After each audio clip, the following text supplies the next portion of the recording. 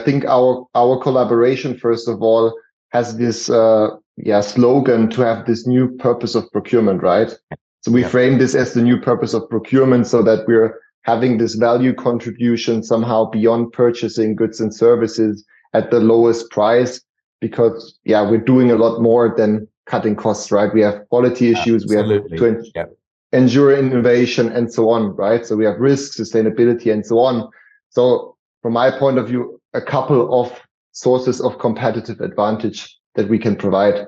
And I think this is also where we were coming from with this trend radar, because we see so many reasons, so many priorities that procurement has to focus on. And this is where we said we have to work on some kind of procurement trend radar, which we frame as this procurement pathfinder.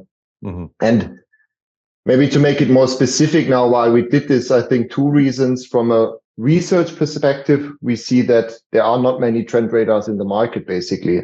So when you look at trend radars, you will realize that there are a lot in the realm of logistics, for example, by DHL, Schenker, and so on. But when it comes to procurement, there's a scarcity of research. So this is a bit what motivated me to do this, right? Yeah. And on the other hand, of course, we have the practitioner's perspective, which is more the procurement executives that we are working with in this collaboration. And what we see also when doing our pulse check surveys, so this is what we are doing right on this quarterly basis to somehow get a sentiment of the CPOs every now and then, is then when looking at these sources of competitive advantage, so cost, quality, innovation, sustainability, and risk, we see that these are a lot, they are very fluent, or liquid, let's say, they are moving very fast, right? Yeah. So 2020 until 2022, we had the resilience debate, high focus on that, high priority in sourcing, which was the black swans. We had all these black swans, right? Yeah. And then we had this topic of the gray rhinos. So the gray rhino was the recession, which we are potentially still in.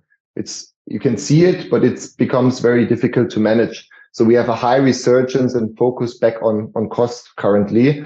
So, and this is a bit where we are coming from the practitioner's perspective, this setting of priorities and seeing what is actually, what should we actually manage? Because as you know, you are also working in this industry for so long. What typically happens in such a situation with a resurging cost is that the urgent somehow gets in the way of the important, right? And the short-term firefighting trumps a bit the long-term thinking.